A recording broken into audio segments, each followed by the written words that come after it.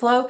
He was a child in the concentration camp, and to pass the time, essentially, he would spend it playing chess, and that's how he discovered flow state in his own world, in his own life, and became curious about what that was, because obviously there was a lot of misery and pain around him. And yet, through this game and through the concentration, he could escape the horrors of the day-to-day and enter a transcendent, joyful, focused state. Thanks, Mila. That's valuable. Thank you for bringing all these pieces together. Yeah, hopefully some patterns being created, noticed at this time. And I just want to bring it over to Iris. If is anything coming up for you that you would like to share?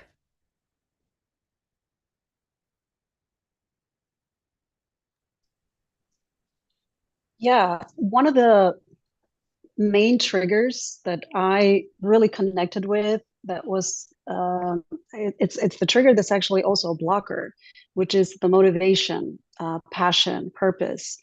And I didn't know it when I first discovered the work of Steven Kotler, which founded this research collective that we trained with. But the intrinsic motivators that he was describing, and having this clarity on your massively transformative purpose, was one of the first little games that I played that Steven Kotler had this formula for it. And then discovering this clarity of purpose, this clarity of what motivates me, really opened up this journey, the work that I was doing. And then as I got into the flow work, I realized that this was probably the one trigger that really made a difference for me in my life and in my work. And I've actually created a course, a program, a 6-week program, just for discovering that, because it was so powerful for me. And now I've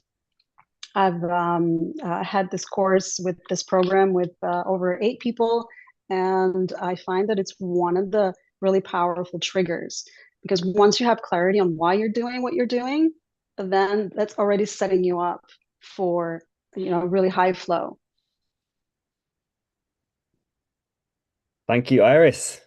That's a great bringing those pieces together.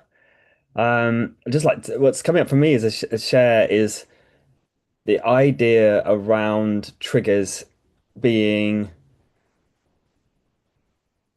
enjoyable, like you just said, Iris, around the whole idea of it connected to being about motivation and some kind of reward system helps to get moving forwards with something. But I also like to bring in the idea that it's been coming about of recent, which is the sense of, well, if flow is an unconscious state in so many ways, because it can be conscious and unconscious, because unconscious of time but focused on something. It can also be, oh, I just did that again, and that can be people can find themselves doing things that they didn't want to do because of the reward system, and their habits take them down a route of doing something that they didn't actually want to be doing. And that can be an addictive pathway to the dark side of flow. In itself is what is the actual habit to get into in the first place? What is a desirable habit, and where's the change to get into, or what to and how to get out of it again? If that's the case for those that are potentially neurodivergent, there's a sense of being hooked on.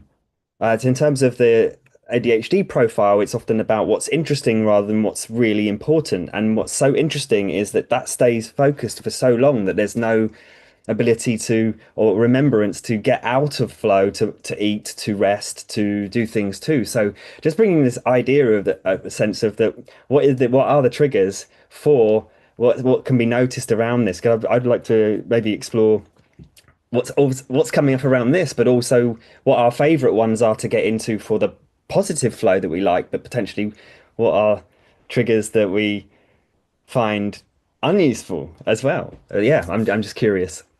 I saw Sunil's hand come up first. Yeah, hi. So, Rory, you brought up a very good point. You said, you know,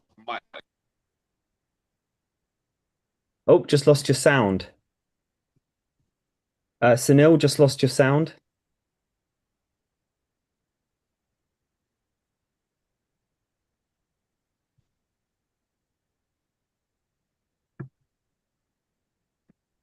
Can anyone hear Sunil? Oh. No, Sunil, we can't hear you.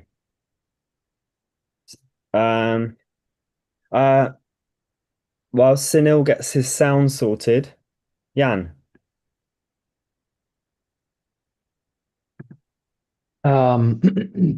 So actually, what I wanted to come back to was specifically after listening to you, Rory, and to Iris, the big why behind things, and can what you is it? now? Yes, now we can hear you, Sunil. Sorry. No problem. So, You know what? You can just continue, and afterwards I will drop in. okay, you want me to continue, or is somebody who wants to continue? Just They can continue. continue. Afterwards I will drop in. Yes. Okay. Super. Okay. So dopamine starvation is what I was talking about. That really helps in pushing yourself into flow state. So more you starve yourself for dopamine, the more your brain craves for dopamine. And when you start working, it tries to get dopamine from the work that you do, whether it is the normal work or your sport or whatever. So do the boring things and let your brain starve for dopamine.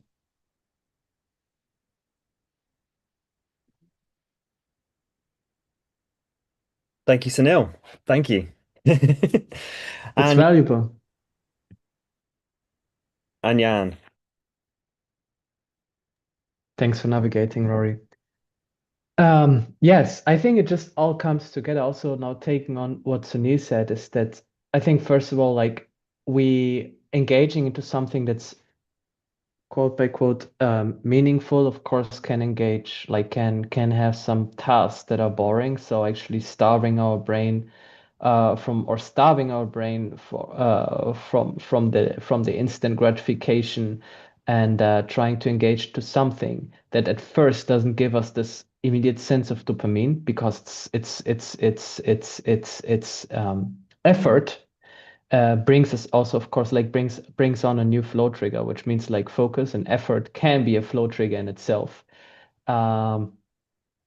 But before coming back to that, actually, what I wanted to say and come back to is Mila, just before she told the story of Mihai Csikszentmihalyi, from like a story of him in a concentration camp, and it kind of reminded me, coming back to what Viktor Frankl said, is anyone who has a why can endure nearly any how, which means like I think that the reason behind why we're doing things can be one of the biggest flow triggers there is, and also can serve as a push through to endure a boring task, because once we know why we're doing something, and once it's directed to something that's meaningful to us or to the survival of other people, it's much more easier to actually endure even a painful progress behind that, like be it boredom, be it exhaustion, be it whatever it is, right? So I also absolutely think that the why behind things can be so important, and it can also help us to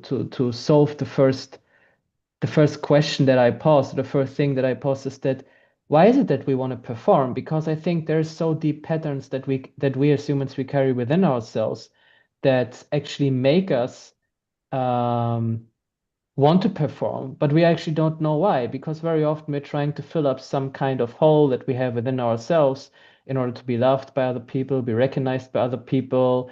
And yes, this can be a short term, it can be a very, very big push, right? And it can also inflate our sense of being, our sense of in spiritual circles we call of our sense of ego. And not saying that it's a bad thing to have an ego or anything. It's not about like classifying that, but rather just like knowing why we're doing something. I think that's also what brings us and makes performance more of a useful tool and a gift that we have as humans, rather than a necessity that we need to have in order to lead a joyful or peaceful life. So I think it's, to me, if I understand like this, flow is a gift, flow is a game, and seeing it as that, and having like a meaningful goal at the end, which is helping us to survive as a species in common, is probably the biggest flow trigger we have. That's just to my understanding. Yes. Gift, game. So I want to share an example from my own life on really what you're talking about. So I just did a bodybuilding competition at 48, and I've never been, like a big athlete before. And so I encountered a lot of what you were talking about, the resistance, the discomfort, the the negative aspects of pushing myself beyond my current limits so that I could grow. And if I didn't have my why, which actually was much bigger than getting on stage or getting into a certain shape, my why was to create certain longevity habits, certain supportive habits for myself, so that the next 50, this is what I call my, the over the hill part of my life, could still continue and or improve with, even better clarity, even better energy levels, even better vitality. And so that in this, for me, in this next part of my life, I could have all that, all those resources, internal resources, to give back to my community, right? So it's like there's a behavioral stack that I wanted to implement. There is an immediate why, which is a benefit to my biology. And then from that biology, there is continuous benefit for how I wanted to live my life in terms of my continuous habits and engaging with myself and my community. So, and all the different flow triggers, like what you talked about, clear goals came into place, challenge to skill ratio came into place, unpredictability came into place, autonomy, curiosity, passion, and purpose, all the different triggers that we've already kind of mentioned came in my training process. Thank you, Thanks Mila. for sharing. Thank you so much. We've just been joined by Clarissa Dominguez as well. Hi, Welcome. thank you. There's we've just been discussing various triggers of flow and what it means to everyone, and also some of the patterns of what gets us into flow.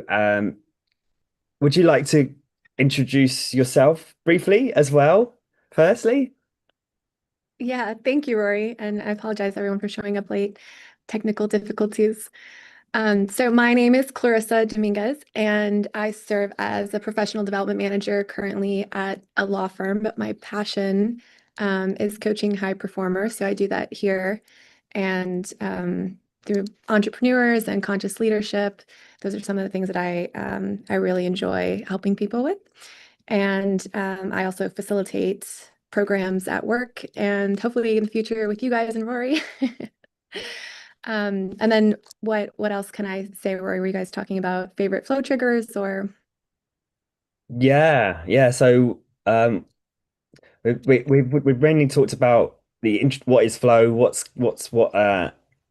what typical flow triggers are, and the choices that we make through the desirability of getting into flow, and how that relates to performance. And really, if you wanted to explain what it is that you're getting from flow triggers, what do you want to share that's coming up for you firstly? What does it mean for you? Yeah, I think for me it's definitely related to I come at it from a lens of more spirituality than I think most people do. But there's an element of being tied back to a larger purpose and everything in that, whether it's mastery of a subject or, I play the piano. So if it's mastery with the piano and hitting through that friction and then getting into flow where I lose myself. But there's that struggle part. And I don't think most people will say that's their favorite flow trigger, but that is part of the process, struggling to get through that. And then the autonomy that comes with that, whether I'm playing by myself or with someone else. So it's that also that challenge skills balance that's there. So it's really, can't pick one flow trigger that I like. They're all they're all great. Brilliant. Thanks for sharing. I like the way you brought in the piano, and it starts to think about like what actually there's always a task. There's a task. Doesn't have to be a particular thing. It can be anything that we enjoy doing that's a skill. That's what I feel is that what skill do we want to learn? And there'll always be a sense of um where's my sort of lowest denominator of that skill level, and where do I want to aim for within that, and how do I remember to even get into it? Obviously like what you said about the passion and the higher purpose of that drives to choose what to create with our skills. Yeah, but yeah, the memory piece, that trigger as not just triggers to flow, but triggers to remember to trigger flow. What about that? Yeah, I think mm, that's something that I think when you're getting through the struggle part, it's like, okay, what can I do here to trigger flow? Whether it's, and going back to the piano, like whether it's going back to a piece that is in your challenge skills balance area, so you can rebuild those flow juices and the neurochemicals that you need in order to get to the higher level. But yeah, it definitely is a lot of conscious decision and pushing through until you get into that beautiful cocktail of neurochemicals that we love to feel. brilliant. Um, we have not heard from George for a while. Is there something coming up for you? Surely. Let me share my idea. Before today's broadcast, I was thinking about the flow and how to prepare myself a little bit. And I thought that the list of the flow triggers are not complete. And nobody said that it's like a totally completed flow triggers that exist. So I decided to check whether we can construct our own flow triggers. And I think that it's quite possible. So we can take the triggers that are already known as start points, but we could personalize it and adapt it in our own way, because everyone is unique, and we could construct our own triggers. And if we revert to Mihaly Csikszentmihalyi, we will see that he called these preconditions not triggers, but it's a conditions to enter the flow. So we can define our own ways how to enter the flow. And this inspired me so much because I like to add something to create something. And I will work on this subject to create some new, maybe just for me, maybe it will be helpful for others, some new kinds of flow triggers, like flow drivers. I don't know, maybe I will add something new. What do you think about this? Thank you, George. We mentioned there's 26 to 36, so right now that are officially recognized. So you'll be 37th. You'll recognize the 37th and beyond. No, I just want to share the idea that the triggers that we had, it's not a dogma, it's not some kind of rules that we should strictly follow. It's it should be fun, it should be easy, it should be interesting. So when you have no strict limits, as for me, I think it will inspire you to be more creative and to personalize your flow experience, because anyway, your flow experience is very personal, and flow triggers could be also very personal. So this will bring I more have a freedom. question. I'm curious to see if any of you guys have found yourself in flow by accident. And then once you were in it, realized it, or maybe once you were through with it, went, oh, that was flow, and I didn't expect to enter it at this time or within this activity. It happens to me often to feel microflows. So some ideas are coming to me, and if I have some time that I could block to work on it, it brings me some kind of flow. It's not a deep flow, yes, but during the day it happens because, for example, I'm reading something or I have some information, and this gives me insights how to solve some topics that are in my head that I'm trying to solve. And this brings me microflow, and it's like help me training my flow muscle.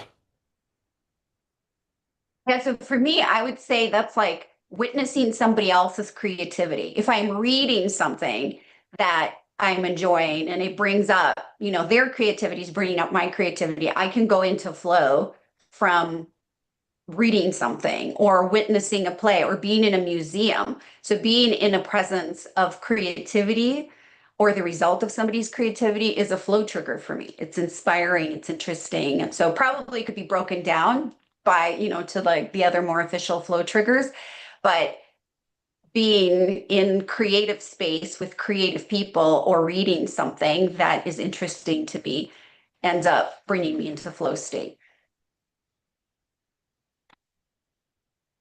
Talking my language for sure about the creativity processes. Iris, have you got anything you would like to share, or Rishabh?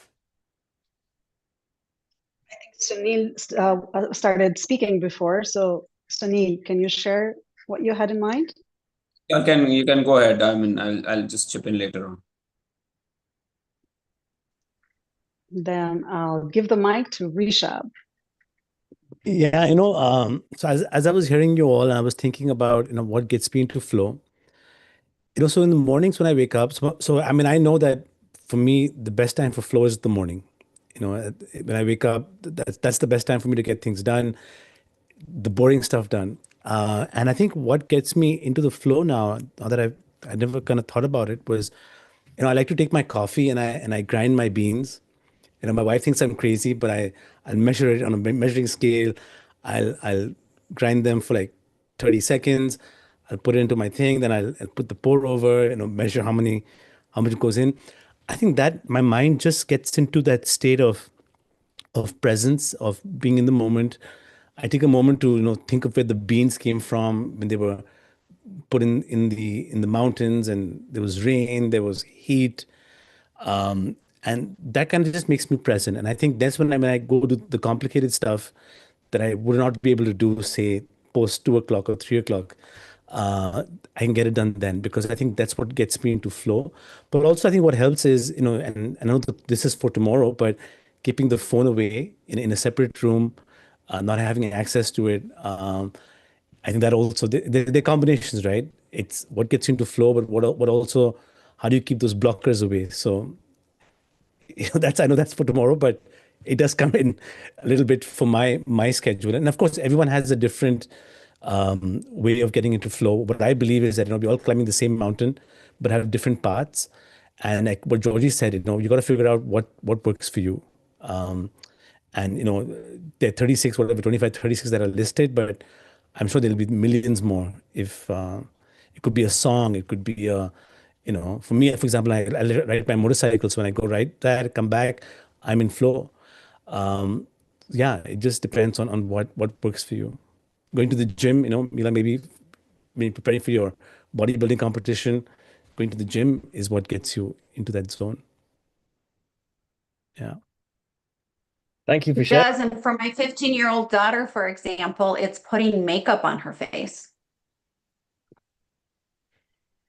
And she does it for hours. It doesn't go anywhere afterwards,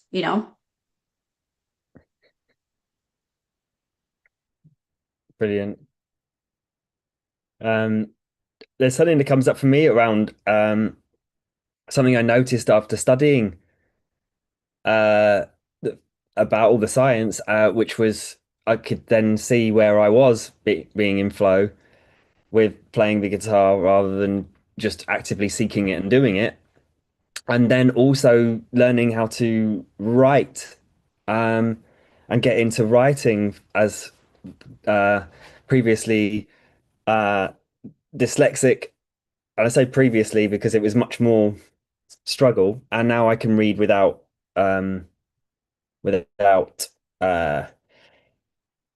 trying to read, because I can relax into it. I didn't realize that I could relax and just speed read, which was getting into waiting. I had to wait for specific conditions to feel in flow with reading, so I could actually just read without having all of the struggle phase of reading there consistently for like hours. And writing, the writing process involves reading and then writing and then reading and then writing and then reading and writing. So what I noticed about that was that I could then pick up the guitar and play the guitar for a certain amount of time, and I'd noticed that I'd want to get into flow with that enough because at first, if I pick it up, I'd be analyzing it, and there's a struggle phase of analyzing things whilst trying to get into it, and then warming up, and then play something that I'd recognized or knew, and then I'd suddenly be doing it in flow with it, which is the sort of more the what's it called? In the improvisation part of playing. Once you can do a skill enough to be improvising, and then in flow with that, and then I'd quit whilst I was ahead with that, put the guitar down quickly, and then leap over to the laptop, and I'd be able to be in I would have built up a sort of emotional energy for the task ahead that would have been more of a challenge to just come at dry, if that makes sense. So I kind of got the flow juices flowing, and then would apply myself to the next level task of something that wouldn't be as much of a skill for me. And so just thought I'd add that in, because that's what I noticed around recently was, oh yeah, I can actually take that skill and that I'd normally get into flow with, and use that as an opportunity to then get into flow with something else. Jan. What you tell me reminds me kind of how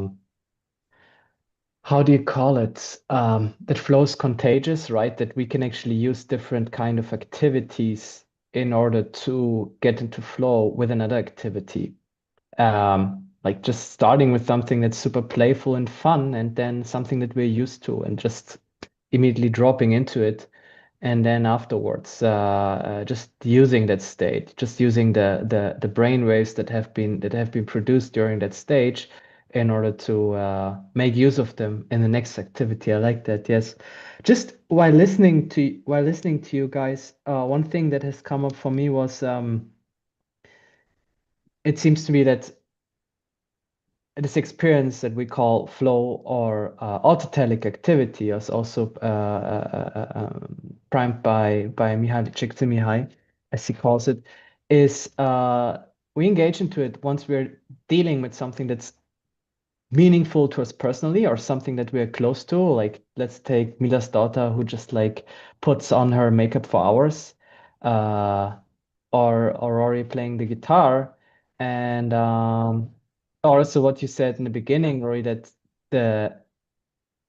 it can be driven into any direction. Like, be it we can suddenly be engaged into a behavior that we don't want to engage in. Be it, I don't know, doom scrolling, or be it I have no idea. Like, whatever it is that brings us into an activity, right? That is perceivedly meaningful to us and somehow also an expression of our personality types, etc.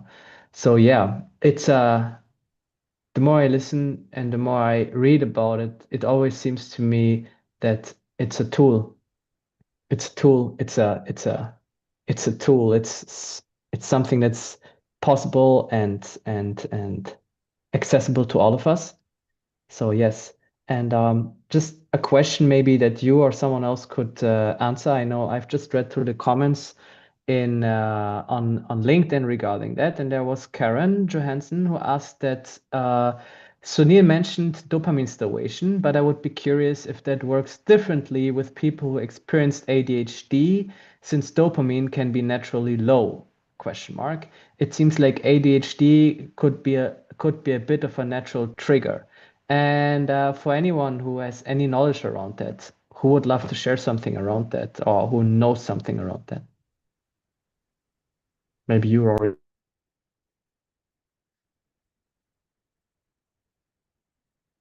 I was just checking out the comments. So I was in flow with checking out the comments. What was the question, please? The question was, I love it. The question was, Sunil mentioned dopamine starvation, but I would be curious if that works differently with people who experience ADHD, since dopamine can be naturally low. It seems like ADHD could be a bit of a natural trigger. It's fascinating. The broadest perspective on that I can bring is the sense of that it may not even be a problem with dopamine in itself with ADHD. It's that it gets created in the moment, but then gets attached to many things in time, so that there's not enough dopamine to stay focused on one particular thing. So there's enough dopamine to just go, or maybe there's a learned pattern in order to stay focused on staying interested, looking for dopamine in the short term, rather than being able to process it and be focused on what is truly important, which is maybe staying focused on a task and staying focused on that particular task. So it is a fascinating topic to talk about. And again, it almost comes back down to that idea of the dark side of flow that it ends up being called here, which is pleasure seeking, to find that bit dopamine. And often what does happen helps is to stay away from all stimulation, the dopamine detox effect of staying away from it, to get used to small amounts lasting longer, because it's off maybe there's that the dopamine dump is big and then tails off too quickly. When there's a dopamine detox, then a small amount kicks off and keeps someone focused on the reward of that task for longer. And then there's obviously multiple other things that could be happening, like habitual processes of self-doubt through being told that they don't fit in to society or the things from the past. So there's all of the emotional attachment to whether someone has a sense of self-worth, even, because worth is connected to reward as well. So it's very fascinating to bring those topics up. Yeah, Mila. Yeah, the ADHD topic is relevant in my household because my daughter is under suspicion. We haven't tested yet, so I don't have a diagnosis, but I witnessed some behaviors, right? And for a teenager who's constantly on her phone and is inundated with stimulus at all times, I particularly noticed this staying focused on one thing and chasing what is dopamine chasing, like what is only interesting to her. She has a hard time staying focused and interested in a subject for school. And she will delay. There's procrastination. She won't start on her homework. She won't start on her reading because that's not an interesting topic. So we have to do, there's no medication because there's no diagnosis. And I don't know if it has anything to do with actually the amount of dopamine in her brain, like the actual chemical in the cocktail. But we're working on behavioral changes, right? Restricting phone and restricting the time that she's on her phone and restricting the amount of different attention switching that happens. That is just like part of life for teenagers.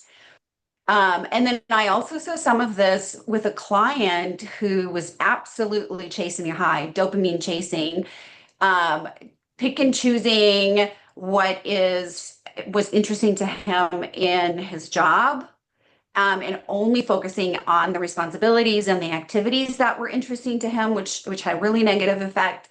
And the same thing in home life. And so we have to be really mindful because the cocktail is actually available to us, right? Like what's here, the neurochemicals are available and they will get released. And then that's what Kotler and Doris call the dark side of flow. And we have to make sure that we have behaviors, I guess, in place, cognitive and physical behaviors to prevent us from going down the wrong path, especially maybe if we are neurodivergent or have some kind of mental illness that we're working with. Thanks for sharing, Mila.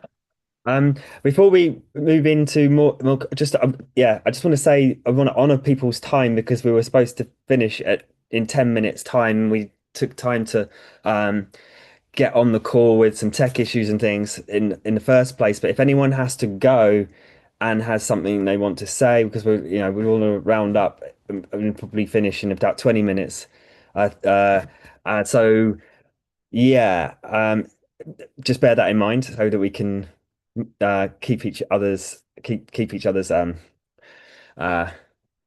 contributions equal. So George. Yes, I'd like to add something about ADHD. So we should really careful speaking about some diagnosis, if it's real diagnosis and the flow. But if we just allow ourselves to make some investigation around this topic, usually some mental issues have the reason, the root, the cause. And if it's a real problem, usually it is connected to some trauma in the past. And this is the way where solving this past problem could help to reduce the symptoms or maybe heal this problem completely. And then after that, when we settle all the things in the past, the flow is a great idea to how make some discipline for yourself to move yourself forward in a very efficient and fun way. Thank you, George. Jan. I think that's very valuable. Also, like what Mila and Georgie just shared, and I also wanted to speak on the subject of trauma and on the fact that us as humans, we are creatures of connection, right? So very often I think that that's what I meant also in the beginning. Just from my perspective, I cannot speak for everyone, and who am I to say what's right and wrong in today's world, right? But just from what I see, and also from working with a lot of clients around that, is that I think anything that we can do, be it like the dark side of flow or the bright side of flow, can be anything that we try to attach so much meaning towards to, because we like just lack this, our nervous system lacks the feeling of warmth that we get through mutual interaction with people, or through worthy interaction with ourselves. And then we try to externalize it and put that onto, be it like performing or whatever it is. And like by that, we try to get short dumps of that, of dopamine, and maybe even like a sense of reward and a short sense of value and recognition by other people. So I think taking into the consideration of flow, I think like understanding the true nature of humans is, to my understanding, like the biggest precondition, because yes, we are mammals, we're creatures of connection, and I think anything, even a why behind our living, etc., can be and true resiliency in life can be best found by actually first feeling safe in ourselves and our bodies, and from there on we can generate like this personal wisdom, like this personal meaning, which is then again leads us to say, hey, that's actually interesting for me. So that's actually the reason why I want to get into flow here, and that makes flow, to my understanding, more of a gift rather than actually like a necessity in life, because then suddenly we can access these things with a more sense of play rather than a sense of rigid and overly rigid focus. That's what I think is so important to take into consideration. So I think actually secure attachment to ourselves and others is probably can be even seen as a flow trigger on the long term. That's what I guess. Nice. Thank you, Jan. I just want to circle round just to give an opportunity to Clarissa and Sunil as we circle round. Jan, I liked that resonates a lot with me, and I think a lot of the clients that I've had, what I hear is almost that like flow can be this path back to integration with the self and connection. And I work in the legal fields, and there's, I think, like a huge disconnection of people from themselves, and then with their work. And a lot of what I will do is spend time helping people reintegrate themselves, and flow can be sort of like a medicine for that, whether it's, you know, the novelty or risk or deep embodiment or clear goals. And then, like you said, that community aspect, or it's almost like relational anchoring. Like we need mentoring, coaching, like authentic connection, like groups where we can be our authentic selves, and seek like feedback that's meaningful and we feel safe to receive it.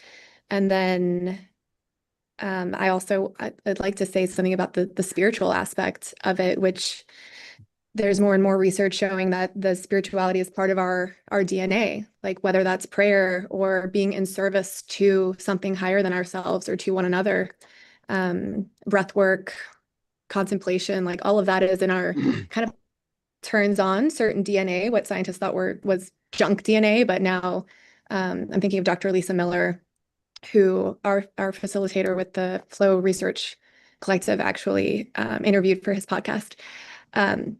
But her research is showing in longitudinal twin studies that we have that DNA that turns on for spirituality when we are connected to one another, and exactly what you're saying, Jan. So yeah, I just encourage people to explore that and to be open to the way that flow comes to them, if it's through connection with others or in their art and music and creativity, like we've touched on. So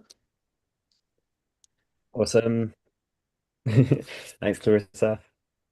So yeah. So I would just like to say a few things before I quit. So one thing that is very important for us is to understand that your eyes are your window to your world, and brain training is one thing which really helps you and get into flow. So how do you train your brain for getting into flow? And that comes through your hand-eye coordination. Whatever we've done, whatever we've talked about flow triggers is basically a coordination between your mind and body. And your eyes are that pathway for your mind and body. So if you're able to do exercises that trigger flow using brain training, that's one thing that's very important. So there are a lot of information on brain training that's there on the internet. So you can always see how that can help you. Now, the next point that I wanted to talk about is less is more, right? I talked about dopamine starvation. The next thing that is very also important is one thing which I personally practice is fasting. Right? When you are in an intermittent fasting state, you get into flow more easily than when you are in full. When you had your proper meal, it's very difficult to get into a flow state than when you're in a faster state. So less is more is very important. So practicing less in wherever you feel you don't need it, I think that's going to enable you to get into flow more easily. So these are the flow triggers that I personally work on with my athletes, with my clients, and with myself also. And I really feel that benefits. I would like to share this with everyone here. Nice Thank you, one. Sunil. Nice one, Sunil. As I pass it over to Rishabh, I just want to also bring on the just in the idea of taking the idea of the fasting, and also there's the idea of flow meals, which are meals that aren't as heavy and can keep people more in flow, as well as interim or interplay with that process. But yeah, the fasting is great as long as it doesn't put someone into too much shock straight away. But that's great too. Brilliant. And circling around to as well the environment. What triggered around that idea of someone that is in an environment where they feel restricted is a massive thing. So that idea of someone when they feel like if you take someone has more ADHD, but that's just because they operate in flow by moving and talking with people and being moving around rather than trying to sit still and focus, that potentially do they have a problem if they are in an environment where they can be in flow with what they like to do? And that's the question. That's the big question around what is mental health if the environment is the right trigger for their flow, for a positive flow. But yeah, thank you, and passing over to Rishabh. Yeah, no, thanks. I was actually I have to go in about 2 minutes. I've got another call coming up, but I just wanted to add to what Clarissa said. Clarissa, I totally agree with you. I think I use flow as a spiritual experience, but it all depends on how you define spirituality. And everyone has their own definition of spirituality, and which I would offer is if you're using flow as a tool to experience experience something, that you're part of something greater. That's how I define spirituality. It can be a really great tool. It's very fulfilling. It's all encompassing. You feel alignment. And I think what you said was using it as therapy. When you align the heart, mind, body, soul. So again, flow can be used in many different ways. It's a tool. It's a state of being which we all have access to. And I think the more the world gets into flow, the better the world will be, hopefully.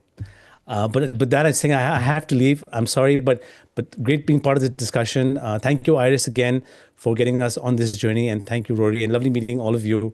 And all the best. Thanks so much, Rishabh. All right. Thank you, bye. Peace. Thank you. Thank you. Okay. Well, I'll take this opportunity to round it up for 10 minutes with some reflections, some ideas, some summaries, whatever highlights, whatever you want to bring, or we can go round and just share that Do we process. have any questions? Do we have any questions in the chat or LinkedIn or anything? So someone said, looking forward to, excited to learn how to trigger a flow state with the intention of accelerate our performance in work. And as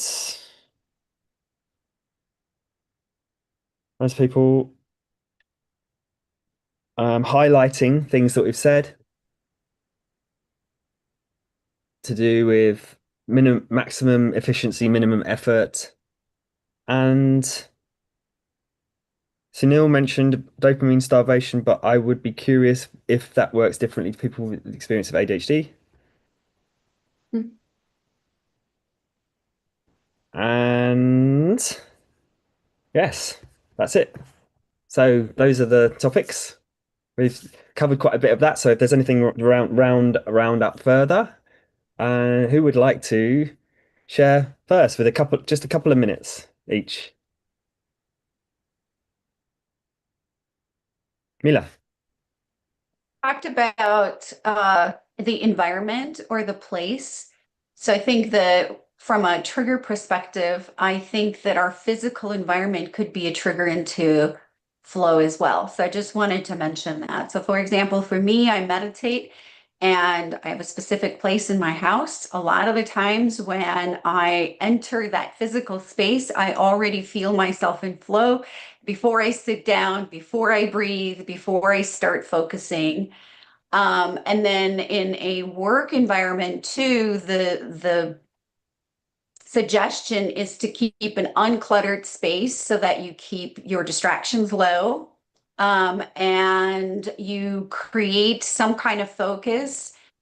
So I do the whole plan and do separate, and I will plan my activity for the day, the night before. And then when I come into my workspace, a lot of the times I have my focus list with like 3 things, and I don't have any other clutter.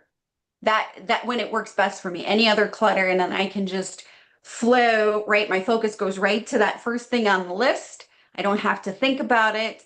And then I go right into the cognitive kind of flow. Amazing. Thank you so much, Mila.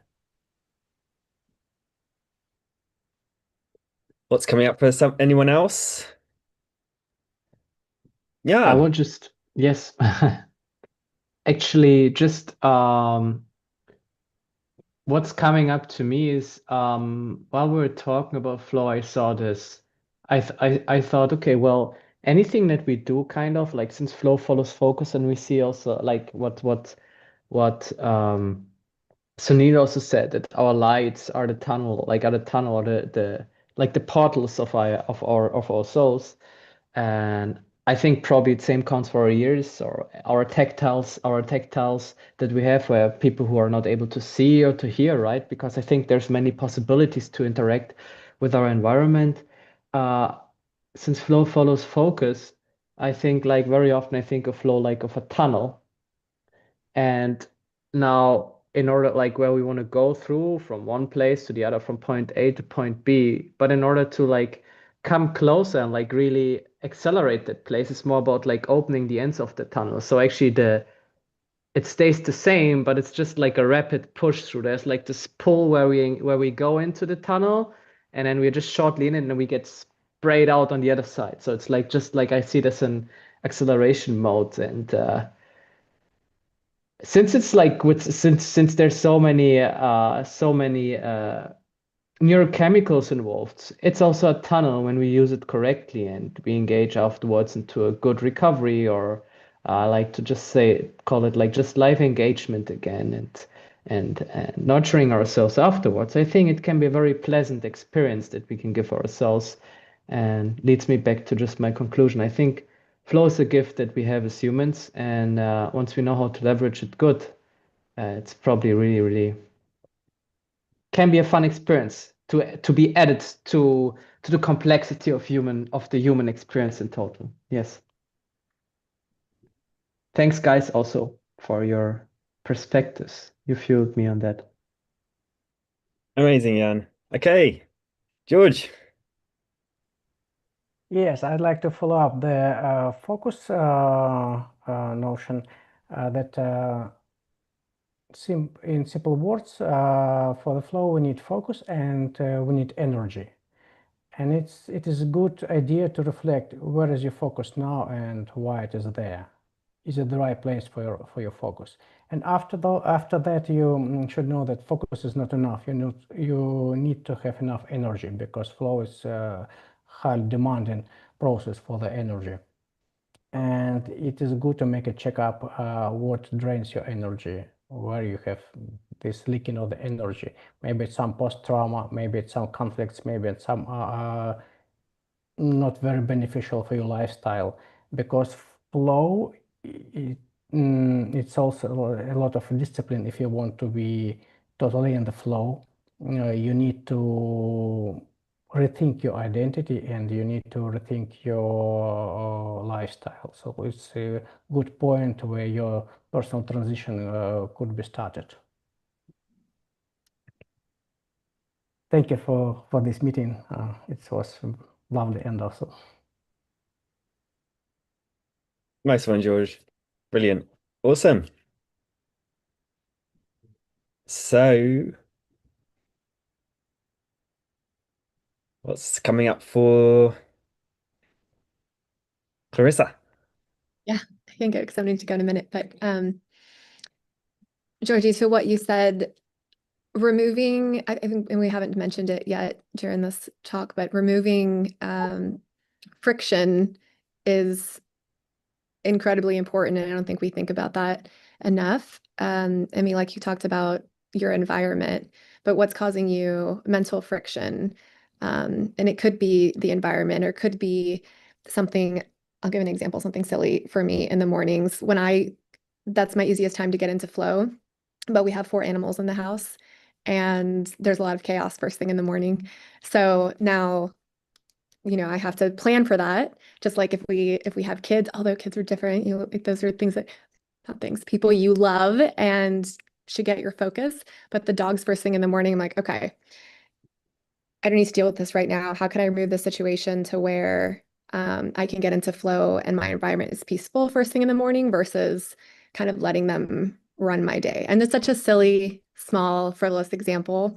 And I love all of our animals, but I know that time, first thing in the morning, is and it's 5 a.m., between 5 and 7 a.m. Like they can still sleep and I can get my time where I'm doing my prayers or journaling or whatever it is. And again, I think that's like a frivolous example to use, but it's so important to kind of think about where throughout your day you have friction where you can move things. So it's not always just environmental, like your desk. It can be like the mental friction. And for other people, that might not bother them. I'm thinking of my roommate. She loves being with the animals first thing in the morning. So for her, that is like a flow trigger for her where it makes her feel good and puts her into that. So it's funny how we're like opposites like that. But so you just have to know yourself and know what works for you in terms of your environment mentally and around you. Thanks, Clarissa. So Mila, Iris, and Sunil. We're just kind of wrapping up. Yes. So yeah, Clarissa, I think you actually mentioned a really good point, which is it's personalized, right? So that which for you is a blocker, for somebody is a trigger. And that we talked a little bit about that before, that it's not dogma, that you have to know thyself, that it is, while the chemistry is the same, what triggers flow, the meaning we give to things is very personal. So I think that's a really key and important point. And then we also talked about recovery, I think. So again, improper recovery becomes a flow blocker. And I think if we don't pay attention to proper sleep, proper nutrition, and again, that's personalized, right? What does that mean for the individual? So that I feel nourished, I feel energized. And putting the flow piece into the 4 states, starting from struggle, which is beta waves, and then release into alpha, then flow, that's the good feeling part, which is theta and gamma, and then recovery. And so the recovery has to be very intentional because sometimes you don't want to get out of flow. And that's micro and macro. So when you're in flow state, when you come out, you have to recover, and you have to plan your life in such a way that you have a flow prone life, which means a recovery prone life as well. And I think that piece in my world, it's been difficult to communicate to people because they just want to stay in what feels good. And then there's a huge crash. So anyway, I just wanted to mention that. Amazing. Thank you. Thanks, Mila.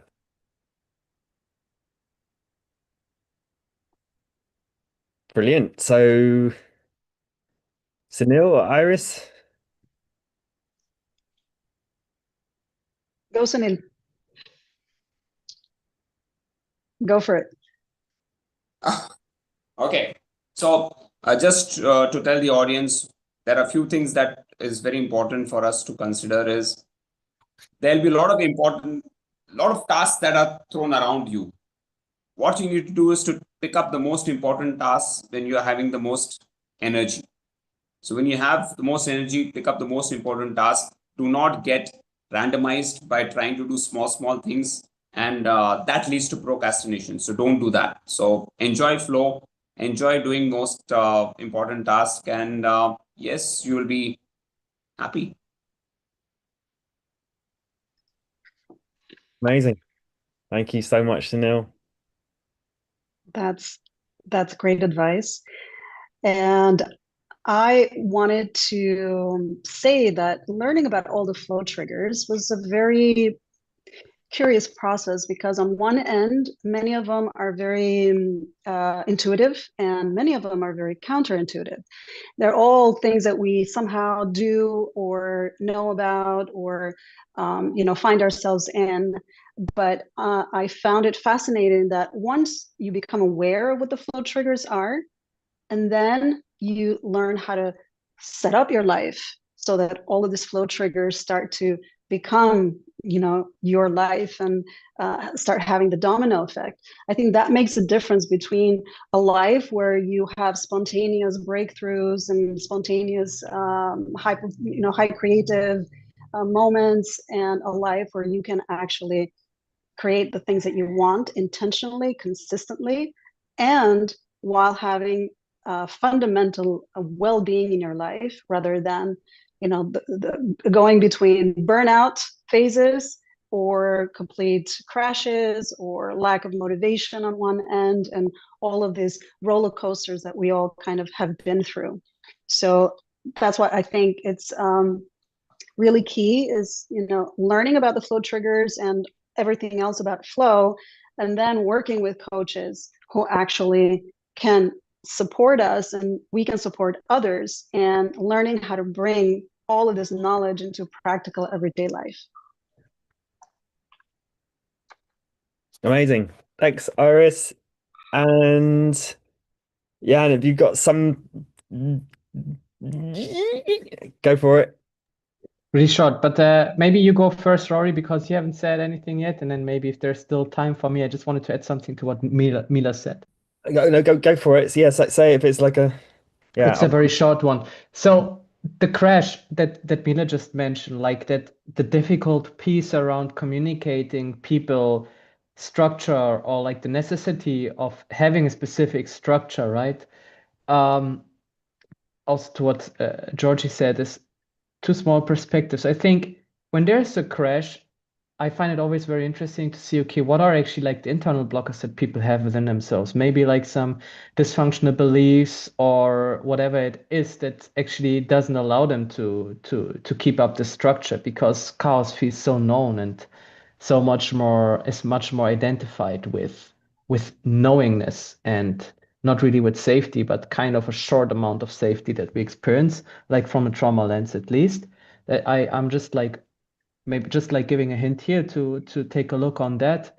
And to what George said also, that it's a discipline. And I've just read recently the book by Rick Rubin, The Creative Act, at least parts of it. And he talks about one thing, which is like we have, in order to be creative, we have antennas. We all have the central antennas that we use in order to make sense out of the world. And then we use the sensory inputs to make sense of it and put out something creative into the world.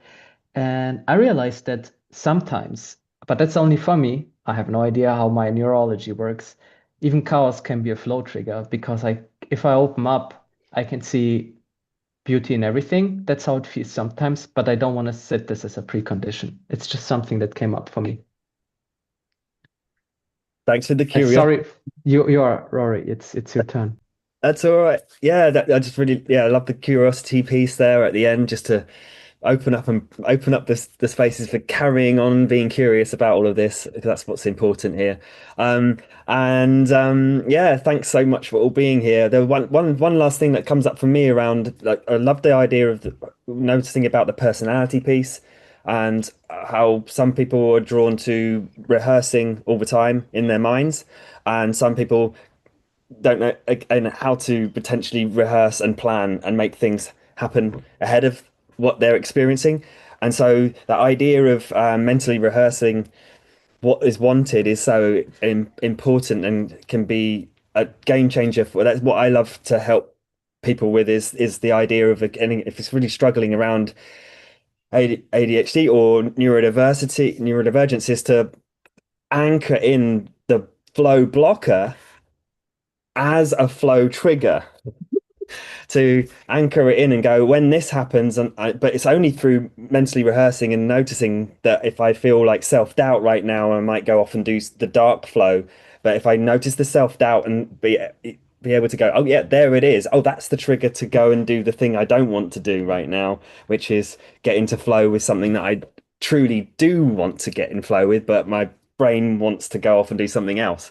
And so that's that I just wanted to wrap around that for a moment, just as idea that it's not about trying to search for an ideal flow trigger. Sometimes it's, what do you want to get into flow with, and it comes back to the vision, and what's the project that relates to the vision, and what's the daily habits that get you into the project that reminds you of the vision, and all of that stuff. So thanks thanks again for being here. This has been an absolute pleasure, and really exciting times that we live in, to actually have the choice to get blocked or get flowed or get triggered in a good ways, or not. So thanks again. And everyone that's been on the panel has been so insightful, enjoyable to be with, and I'll certainly want to do this again sometime. And yeah, so if anyone's resonated with what anyone said, that everyone's going to be tagged in the comments. All the speakers are tagged in the comments, and so yeah, feel free to reach out if anyone's watching and they're interested in what they're doing specifically. Go to their profile, check them out, what they're doing, and because it's about resonance. And the skills that you can either learn from them, or just good coaching is, so people don't realize coaching doesn't have to be about learning something that someone else knows. It can just be about the space to resonate and be with. So if there's any resonance with people here, and you're curious about coaching, reach out. We're here for conversations. We're here for helping the world be a better place through noticing these things. And so thanks again for being here. Is there any final one word curiosity piece, or one word, Iris? I just want to say that tomorrow we're gonna be talking about flow blockers, so everybody can join the final follow-up of this flow trigger panel talk today. And I also just want to say that it's been a very enriching experience working alongside with you guys throughout the year, just sharing and learning and being trained and training. It's I think what helps us embody this knowledge and this experience, and it just brings so many rich perspectives. So thank you all for playing along with this fun series that we started. And join us tomorrow for the flow blockers. Thank you, Iris. Thank you, Rory. Thanks, everyone. Thank It's been you. great to Bye-bye. Thank you, everyone. Bye, Thank you, audience. Take it easy. Take it flow. Nice. Just give us a minute and so I can stop streaming.